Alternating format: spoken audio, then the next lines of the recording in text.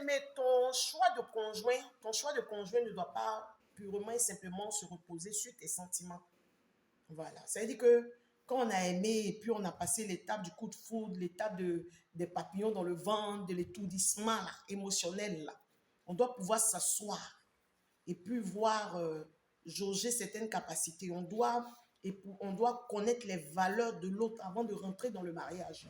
Parce que s'arrêter sur le fait de je l'aime, voilà, je peux supporter là. C'est une grosse erreur dans le mariage. Laisse-moi bien t'expliquer les choses. Tu rencontres une personne, cette personne, il y a d'abord un attrait physique.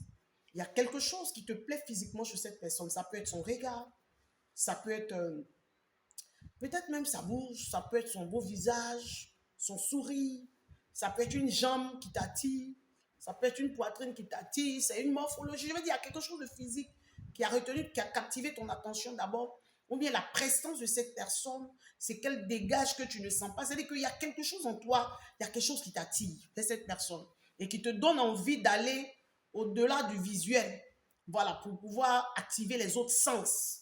Voilà, donc quand tu as réussi à franchir cette étape-là, la seconde étape que tu franchis, c'est que tu rentres maintenant dans l'âme de cette personne.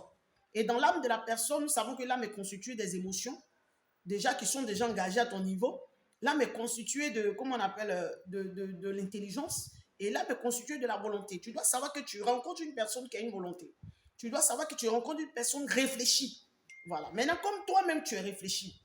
Donc, le choix que tu vas faire là, tu dois pouvoir être avec quelqu'un qui est sur la même longueur, donc sur le plan intellectuel. Parce que ce n'est pas parce que tu aimes.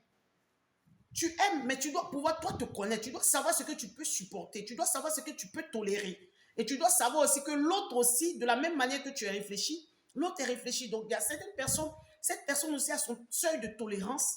Cette personne aussi a sa volonté. Ne viens pas te mettre avec quelqu'un parce que tu l'aimes, dont tu te dis la personne doit faire ce que toi tu veux. C'est-à-dire, c'est que ta volonté que tu veux imposer à la personne.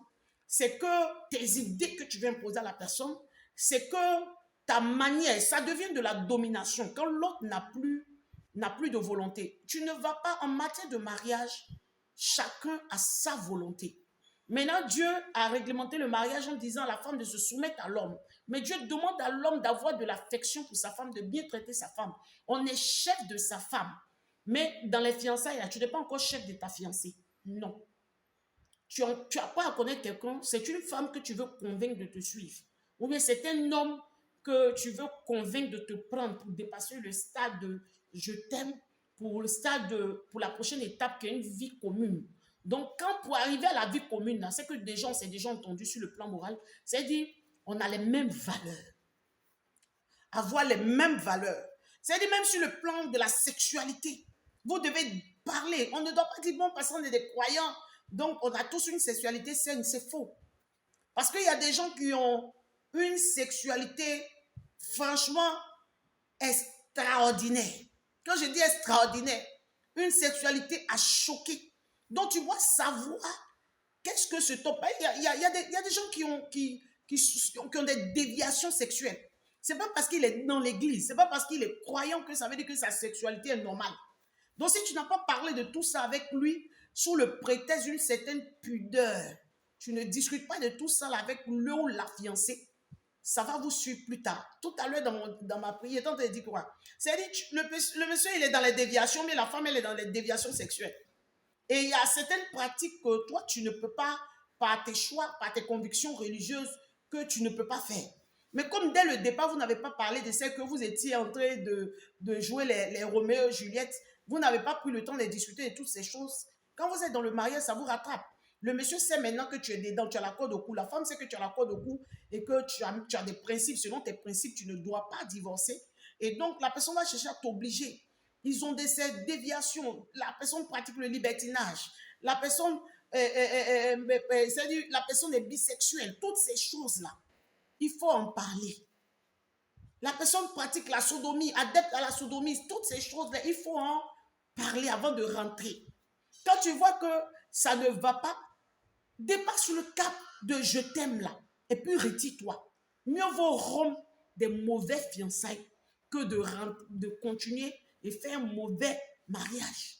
Parce que à cause de ces choix peut-être sexuel, la personne va commencer à te harceler, harceler. Si tu n'acceptes pas, je vais divorcer. Mais si le choix du conjoint que tu fais, si c'est deux pervers qui se sont mis ensemble, deux déviants sexuels qui se sont mis ensemble, ça marche. Mais toi, ce n'est pas le cas, tu seras malheureux, tu seras malheureuse. Tu comprends un peu? Tu vas perdre ta dignité parce que quelqu'un va t'imposer des choses, quelqu'un va te manipuler. Bien aimé, réfléchis. Je dis, ne nous arrêtons pas pour entrer dans le mariage sur le je t'aime, je t'aime. Je t'aime moi non plus, je t'aime moi aussi. Ou c'est pas parce que tu passes des heures au téléphone avec quelqu'un que ça veut dire qu'il fera pour toi un bon époux ou bien il fera pour toi une bonne épouse. Non. Dépasser ce stade-là.